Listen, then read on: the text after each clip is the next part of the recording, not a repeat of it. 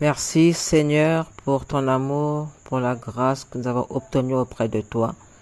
Tu es encore avec nous en cette deuxième journée de cet enseignement, Papa. Je te dis merci, Seigneur, tu nous as protégés la nuit, tu as renouvelé encore une fois ta bonté pour nous, et nous sommes debout devant toi en train de vaquer à nos occupations. Merci, Père éternel, je remets ce moment entre tes mains, sous ta couverture divine, sous ta protection, sous ton onction. Que tu guides, tu diriges comme tu le veux, et que nos oreilles soient sensibles pour écouter ta parole et de la mettre en pratique, afin que nos vies, Seigneur, soient prospères pour la seule gloire de ton royaume. Je bénis, Seigneur, toute personne qui écoute cet enseignement, dans le nom puissant de Jésus-Christ. Amen. Voilà, merci au Dieu Tout-Puissant qui permet encore une fois que je me retrouve devant les servantes et serviteurs de Dieu de l'USDC. Merci pour la journée d'hier, merci pour tout ce qui a été dit. Voilà, nous sommes toujours dans notre thème, intelligence émotionnelle et maturité relationnelle. Voilà, c'est toujours moi, le docteur Grace Frédéric Zengou. Hier, nous avons essayé de définir les termes. Nous avons vu en gros comment et pourquoi nous devons savoir gérer nos émotions et celles des autres. Nous avons vu comment nous maîtriser. Mon père spirituel, le pasteur Prosper Boboukou, me disait toujours, quand je me plaignais, que c'est à moi de chercher à comprendre les autres et non de chercher à me faire comprendre. Voilà, c'est à moi de chercher à comprendre les autres et non de faire tout pour que les autres me comprennent. Nous ne sommes pas responsables des pensées ou des sentiments des autres, mais c'est de notre devoir de les comprendre et de les gérer. Le reste, c'est Dieu qui fait.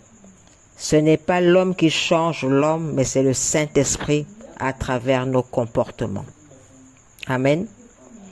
Voilà, aujourd'hui, nous allons suivre un exemple pour une application concrète de tout ce que nous avons vu hier. Nous allons appliquer cet enseignement dans la famille de David afin de définir les blessures émotionnelles et la restauration intérieure. Vous trouverez cette histoire dans 2 Samuel chapitre 13, 2 Samuel chapitre 14, 2 Samuel chapitre 15, 2 Samuel chapitre 16, le chapitre 17, le chapitre 18, le chapitre 19, versets 1 à 9. Il y a d'autres textes aussi. Il y aura le Proverbe chapitre 26, le verset 24 à 26.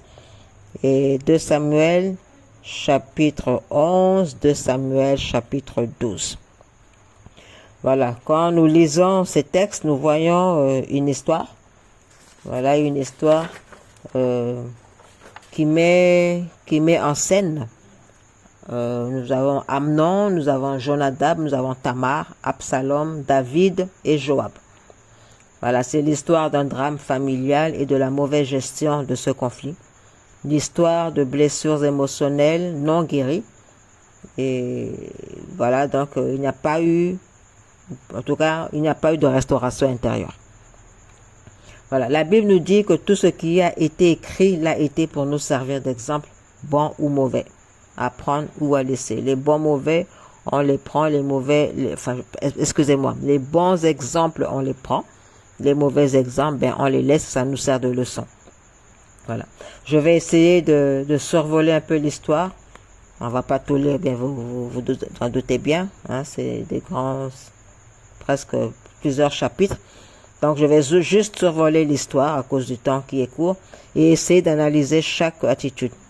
Y a-t-il eu l'intelligence émotionnelle et la maturité relationnelle dans l'histoire que nous allons lire? Voilà.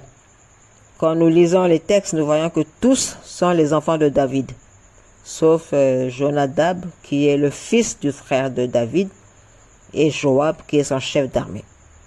Tamar et Absalom ont la même mère, qui était une princesse étrangère capturée par l'armée de David et qui est devenue l'une des femmes de David. Amnon, c'est le fils aîné et donc logiquement l'héritier du trône. Et voilà, on nous dit qu'Amnon est pris de passion pour sa sœur Tamar, excusez-moi, dont la Bible dit qu'elle était très belle. Et il la voulait à tout prix. Et il s'en foutait de savoir que c'était de l'inceste parce que, mine de rien, c'était sa sœur, la fille de son père. Voilà, et comme il ne pouvait pas l'approcher parce qu'il y avait toujours une servante avec elle, parce qu'elle était une jeune princesse vierge, une jeune fille vierge en plus princesse, donc elle marchait toujours avec un chaperon, toujours quelqu'un qui l'accompagnait partout où elle est, pour ne pas que vous vous en doutez bien qu'on lui fasse du tort. Voilà, donc Amnon, épris d'amour pour sa sœur, ne savait pas comment l'approcher. Et cela se lisait sur son visage, il était triste et renfermé. Et on nous dit que son cousin, et qui était son ami aussi, son cousin c'est vrai, mais son ami intime Jonadab, il va alors s'enquérir auprès de lui pour savoir ce qui n'allait pas. Et lorsqu'il est mis au courant, il va lui suggérer un plan. Faire le malade et demander à son père de faire venir sa sœur dans ses appartements pour qu'elle prépare à manger et lui donne elle-même à manger. Quel drôle de remède, hein? Quelle astuce. Voilà, que va faire David? Eh bien, il va accepter et va envoyer sa fille innocente tout droit dans la gueule du loup. Lui, le grand David, l'homme selon le cœur de Dieu. Tamar obéit parce que c'est son père. Et elle fait les gâteaux et quand elle va les donner à son frère, qui lui va au préalable faire sortir tous les serviteurs et fermer la porte. Et là, il va la violenter et coucher avec elle. À la fin, ayant eu ce qu'il voulait, il est pris d'aversion, de dégoût, et il la chasse, sans état d'âme. Elle pleure, crie, déchire sa tunique de vierge. Son frère Absalom, qui passe par là, se rend compte de ce qui s'est passé, lui demande de se taire et la recueille chez lui. Et là, on n'entend plus parler de Tamar. Mais Absalom rumine. Le roi David apprit toutes ces choses et il fut très irrité. 2 Samuel chapitre 13, le verset 21. Voilà, il est irrité sans plus, pas d'action.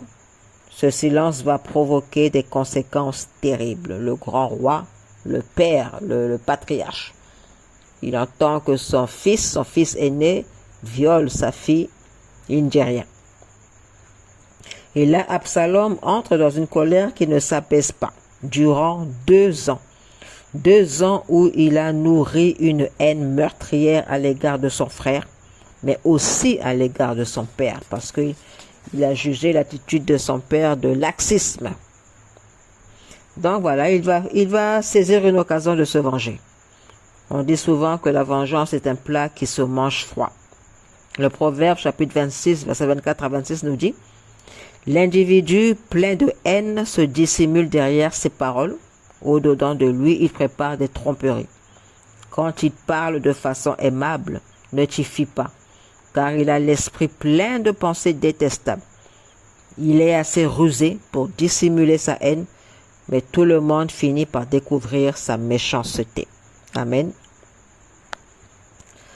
Voilà, et voilà, ça c'est Absalom tout craché. Cette description de Proverbe chapitre 26, verset 24 à 26. Ainsi, lors de la tonte de ses moutons, il va organiser des réjouissances à 22 km de Jérusalem. Il va inviter les fils du roi ainsi que David lui-même. Son père va décliner l'invitation, mais Absalom va insister pour qu'il envoie à sa place Amnon. Et au cours du festin, quand Amnon fut d'humeur joyeuse sous l'effet du vin, Absalom ordonna à ses serviteurs de le tuer. Les autres fils de David retournèrent à Jérusalem et Absalom s'exila chez son grand-père dans le royaume de Géchour. Ça veut dire les parents de sa mère. Or, Jonadab savait tout ce qui se tramait dans la tête d'Absalom. Que le roi ne s'imagine pas qu'on a fait mourir tous ses fils. Seul Amnon est mort. Absalom s'était promis cela depuis le jour où Amnon avait violé sa sœur Tamar. 2 Samuel chapitre 13, le verset 32. Mais il n'a rien fait contre. Jonadab était au courant, mais il n'a rien fait pour arrêter cela. Vous voyez? Et on nous dit, au bout de 3 ans, quand la douleur du décès d'Amnon fut apaisée, David éprouva de meilleurs sentiments envers Absalom. Alors Joab va user de stratégie pour le faire revenir à Jérusalem. Mais le roi ne voulut pas le recevoir devant sa face. Alors Absalom resta chez lui. Il est revenu à Jérusalem, mais pas devant son père David, pas au palais royal. Cela dura encore 2 ans. Absalom a passé 3 ans chez... Excusez-moi, 3 ans à Guéchour chez son grand-père. Il revient à Jérusalem, il passe encore 2 ans sans voir son père. Il va donc manœuvrer pour obtenir un pardon inconditionnel de son père. Voilà, comme Joab refusa 2 fois de venir le voir, Absalom n'hésita pas à faire incendier son champ. Aussitôt mis au courant, Joab dut se rendre chez lui pour demander des comptes. Parce que je t'avais demandé de venir ici et que tu as refusé. Je voulais t'envoyer chez le roi avec le message suivant. À quoi bon être revenu de Guéchour? Il vaudrait mieux pour moi y être encore. Maintenant, je veux être admis chez le roi. Et si je suis coupable, qu'il me fasse mourir. Ce sont les paroles d'Absalom dans 2 Samuel chapitre 14, verset 32. Joab va transmettre le message à David qui accepte et les deux se réconcilient. Père et fils se réconcilient. Mais ce n'était qu'une façade. Rapidement, Absalom s'engage dans une campagne politique sournoise contre son père. Il le défavorise aux yeux du peuple, disant que lui seul a la capacité de bien rendre justice et non le roi. Ayant gagné de nombreux partisans dans tout le royaume, Absalom invoqua un prétexte et obtint de son père l'autorisation de se rendre à Hébron, la première capitale de Juda. Là, il prépare promptement une vaste conspiration pour s'emparer du trône. Et dans ce but, il va organiser dans le pays un réseau d'espions qui le proclamerait roi. Après avoir offert des sacrifices pour demander à Dieu de bénir son règne, il obtint l'appui du conseiller le plus respecté de son père. Dès lors, un grand nombre d'Israélites se rangèrent de son côté. Voyant cela, David a préféré fuir avec toute sa maisonnée car il voulait éviter un affrontement avec son fils. La vengeance d'Absalom ne s'arrête pas là.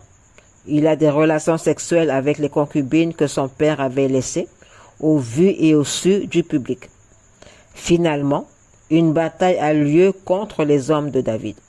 Et c'est là qu'Absalom va trouver la mort. Une triste fin. Hein? Nous connaissons tous comment Absalom est mort, les cheveux attrapés par des branches d'arbres, et puis voilà, puis il est pendu par ses cheveux. Et c'est là que Joab va le tuer. Quand David apprend que son fils est mort, la Bible dit qu'il pleure son fils abondamment. Et les soldats qui sont revenus de cette bataille en vainqueur, mais ils n'ont pas pu savourer leur victoire. Parce que le roi pleurait, le roi se lamentait, le roi était en deuil, le roi gémissait. Et il a fallu que Joab le secoue pour qu'il se ressaisisse et organise son retour à Jérusalem. Parce que nous savons qu'il avait fui Jérusalem. Hein, dans la bataille a eu lieu en dehors de Jérusalem. Et maintenant que l'ennemi a été vaincu, il fallait qu'il retourne à Jérusalem. Mais il s'est plongé dans un deuil profond. Et voilà une histoire riche en enseignements sur les blessures émotionnelles et la gestion des conflits. Ici, les émotions ont été très mal gérées et elles ont donc causé des actes criminels. Demain, nous examinerons les attitudes des protagonistes, mais j'ai des questions à poser afin que nous y réfléchissions déjà. Première question, comment Tamar pourrait-elle être restaurée si elle vivait de nos jours, car nous savons qu'autrefois la vie de la femme n'avait pas de grande valeur. Deuxième question, comment David aurait dû réagir? Troisième question, qu'est-ce qui a conduit Amnon à violer Tamar et ensuite à la rejeter, à la haïr?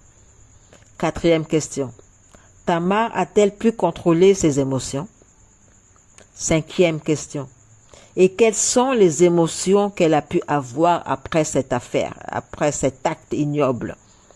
6e question. À la place d'Absalom, qu'auriez-vous fait?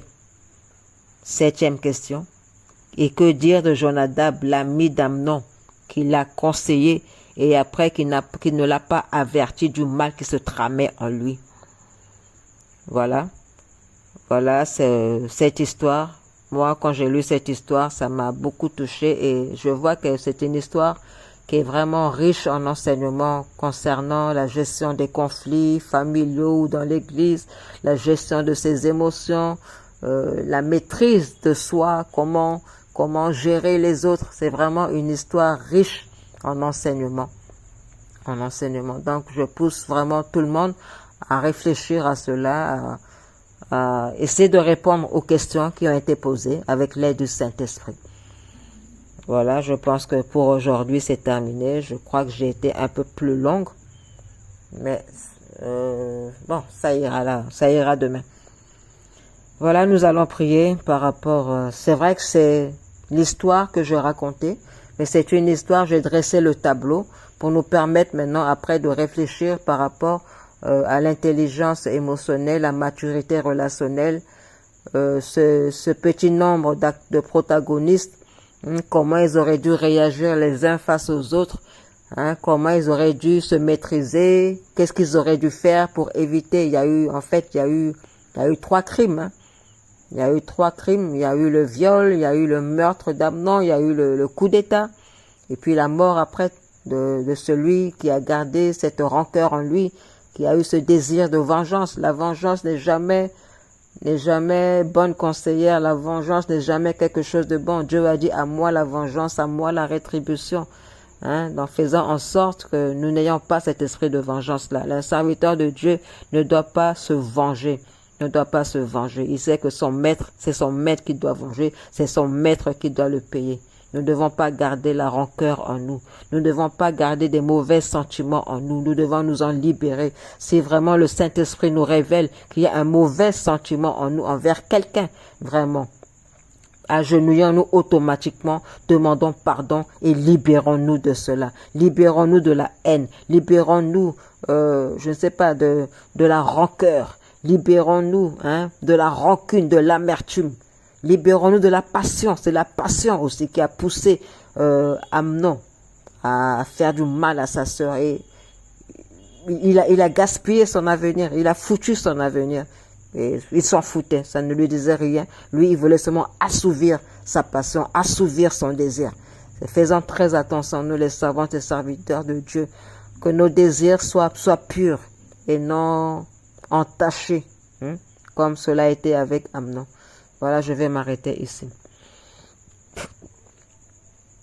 Éternel, Dieu Tout-Puissant, je te rends grâce encore une fois. Merci pour ce temps passé devant toi. Merci, Seigneur, pour cette histoire que tu nous donnes aujourd'hui. L'histoire de la famille de David, ce drame familial qui s'est passé au sein du palais royal, au sein de la famille de ton serviteur, le grand roi David, qui était apte à se repentir devant toi lorsqu'il faisait du mal, Seigneur. Lui qui a vaincu des grandes armées, des grandes nations, mais il n'a pas su vaincre ses sentiments négatifs. Il n'a pas su vaincre tout ce qu'il y avait de mal dans sa famille. Seigneur, aide-nous à comprendre, à saisir ce que tu veux nous dire à travers cet exemple et à être transformé, Seigneur, Papa.